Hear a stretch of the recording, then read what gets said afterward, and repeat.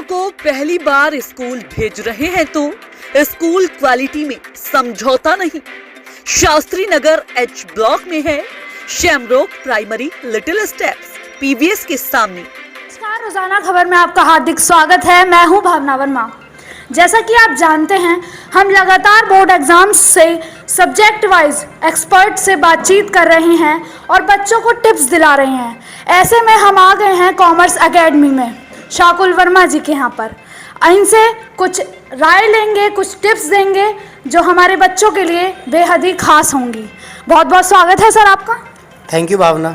Sir आप ये बताइए, बोर्ड के एग्ज़ाम्स आ रहे हैं, किस तरह बच्चे अपने टाइम शेड्यूल को मेंटेन करें? देखिए, जैसा कि आप लोग जानते हैं, बोर्ड की एग्ज़ाम डेट आ गई है और जो अकाउंट्स का पेपर है वो आपका 31 मार्च को है और 21 मार्च को मे बी आपका बिजनेस स्टडीज़ का है, ठीक। बट मैं यही बात कहूँगा, आप ये मत सोचिए कि 31 मार्च को अगर एग्ज़ाम है तो हमारे पास टाइम काफ़ी है, क्योंकि आपको बाकी के एग्ज़ाम्स की भी तो तैयारी करनी है। इस समय पे आपको मैं यही टिप्स देना चाहूँगा सबसे पहले कि सभी बच्चे जो और चीज़ें हैं, जो डिस्ट्रैक्ट करने वाली चीज़ें हैं, उन सबको आप छोड़ दीजिए। उनमें सबसे पहले आपका मोबाइल है। मोबाइल पे केवल वही चीज़ें आप फॉलो करिए, वही चीज़ें देखिए जो आपके एग्ज़ाम से रिलेटेड है। बाकी चीज़ों को आप डिलीट कर दीजिए। मैं तो यही कहूँगा, लाइक इंस्टाग्राम, फेसबुक एक्सेट्रा। अगर आप व्हाट्सएप भी यूज़ कर रहे हैं तो वो आपके एजुकेशन से रिलेटेड होना चाहिए। सर आप हमारे बच्चों को ये बताइए कि एग्ज़ाम का पैटर्न किस तरह आता है, कितना थ्योरी आता है, कितना न्यूमेरिकल पैटर्न? देखिए, जो हमारा अकाउंट्स का पेपर है, अगर मैं उसकी बात करूं तो अकाउंट्स का पेपर आपका 80 मार्क्स का आएगा और 20 मार्क्स का आपका इंटरनल होगा जो स्कूल पे डिपेंड है, जिसको हम प्रोजेक्ट वर्क और प्रोजेक्ट फाइल होती है उसमें एक, और वाइवा होता है।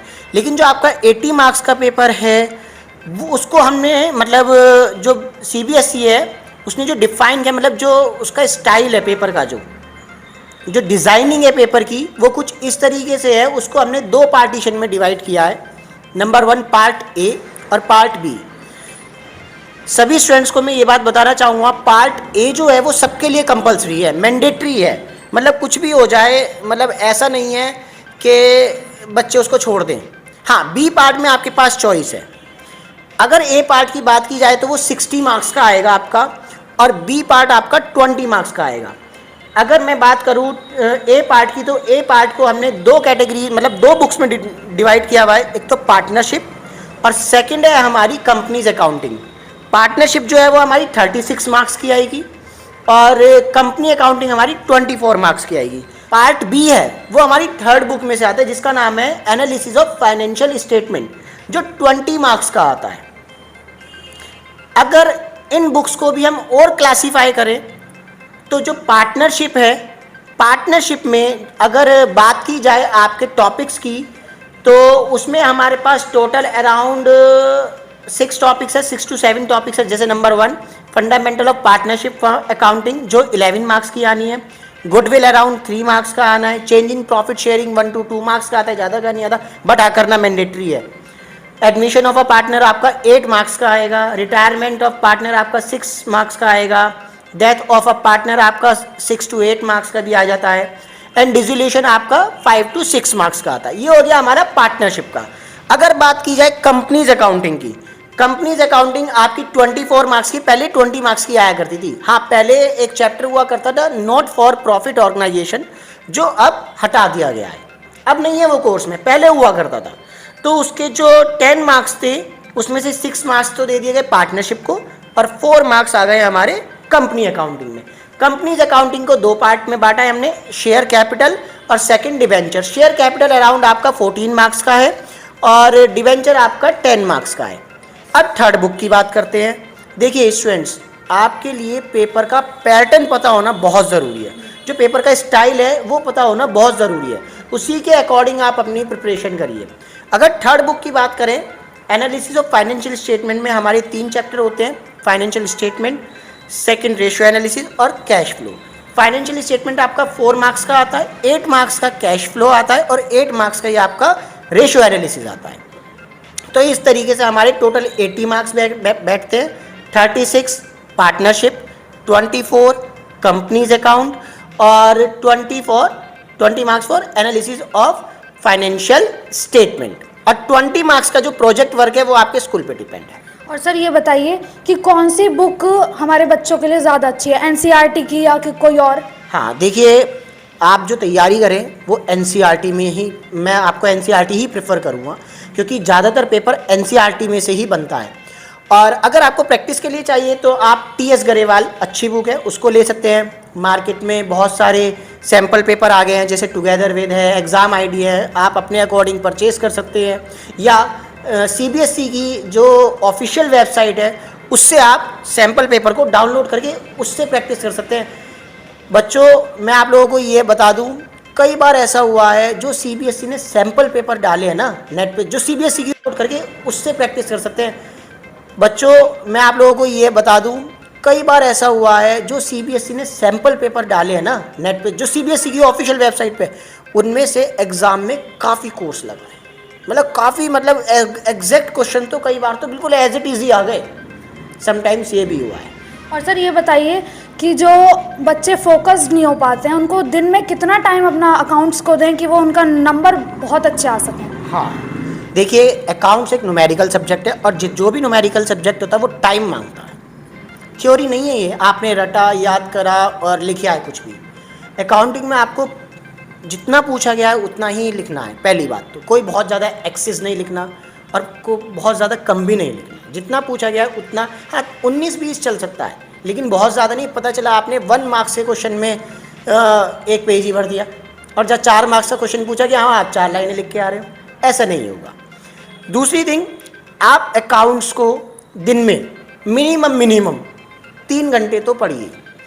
वो आप पे डिपेंड करता है, वो आपके कौन से, हाँ उस टाइम पे आपको जो डिस्ट्रैक्ट करने वाली चीज़ें जैसे मोबाइल हो गया और अनदर जो भी है उनको आप दूर रखें, मैं तो यही कहूँगा। और सर जैसे ये अवनी सुसाइड केस हुआ है, तो इसमें आप हमारे बच्चों को कैसे वो समझाएंगे कि वो ऐसा कुछ ना करें और बोर्ड एग्जाम्स को लेकर डरे ना? देखिए, बोर्ड तो हर बच्चे की लाइफ में आता है, उससे डरना नहीं है, उसको फेस करना है। कहते हैं ना, डर के आगे जीत है, मॉर्टन ड्यू। अब मॉर्टन ड्यू नहीं पीनी है हमें क्या करना है, हमें अपनी प्रैक्टिस इतनी रखनी है कि पेपर हम पे हावी ना हो, हम पेपर पे हावी हो। हम पेपर देने जाएं तो बी कॉन्फिडेंट होके जाएं। ऐसा ना हो कि कल को हम डर रहे हैं, जैसे अभी ये जो एमपीजीएस की लड़की थी, इसने सुसाइड करा। मतलब काफ़ी दुख की बात है कि बच्चे इतना डिप्रेशन में आ जाते। देखिए, हम मानते नंबर सभी बच्चे टॉप क्लास पास हों, अगर आपके मार्क्स कम आ रहे हैं तो आप उसमें ये देखिए आपकी कमी कहाँ रही। आप ये गलत कदम ना उठाएं कोई भी, क्योंकि माँ बाप के लिए ये दुख झेलना बहुत भारी पड़ जाता है। तो मैं यही रिकमेंड करूँगा कि बच्चे बहुत ज़्यादा डिप्रेशन में ना, हाँ प्रैक्टिस करिए। आप प्रैक्टिस करोगे डेफिनेटली आपके नंबर आएंगे।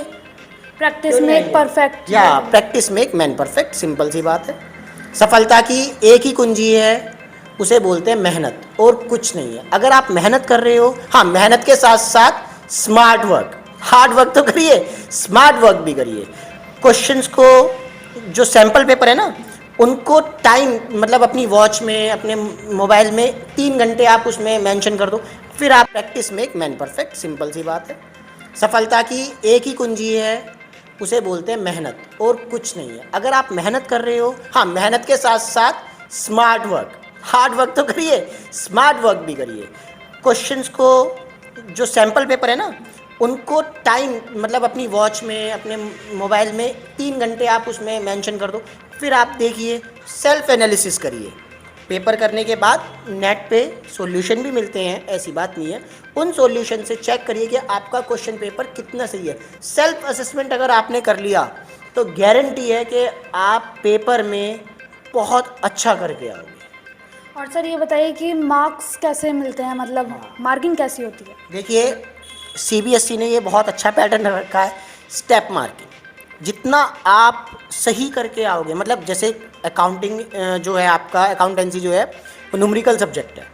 आप ये मत सोचिए कि आपके क्वेश्चन में लास्ट में टोटलिंग गलत होगी। समटाइम्स बच्चे ना टोटल करने में गलती कर जाते हैं, जल्दबाजी के चक्कर में, दिमाग पे प्रेशर रहता है, कहीं टाइम वेस्ट ना हो जाए, ये ना हो जाए, तो है ना टोटलिंग में गलती करते हैं। अगर आपकी सारी एंट्री सही है और टोटल गलत है तो आप परेशान मत होइए, आपका पूरा क्वेश्चन गलत हो गया, आपको स्टेप मार्किंग पे मार्क्स मिलेंगे। एक एग्जांपल देना चाहूँगा, जैसे आपने पार्टनरशिप का क्वेश्चन किया, अब आपने उसमें रीवैल्यूएशन अकाउंट बिल्कुल करेक्ट बना दिया, उसके बाद आपने पार्टनर्स कैपिटल अकाउंट बनाया, फिर आप बैलेंस शीट बनाने पे आ गए या कैश अकाउंट बनाने पे आ गए अगर डिसोल्यूशन है, और समटाइम्स आपका नीचे का टोटल है ना, आपने बाय मिस्टेक कुछ गलत कर दिया, तो ये ध्यान रखिए जितने स्टेप्स आपके सही होंगे आपको उतने मार्क्स ज़रूर मिलेंगे।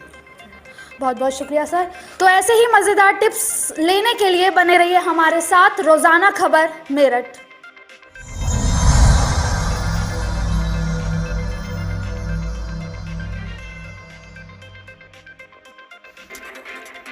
Grill Inn, a big food chain, स्वादिष्ट बर्गर्स, पिज्जाज, पिस्ताज, फ्राइड चिकन, साथ में और भी बहुत कुछ।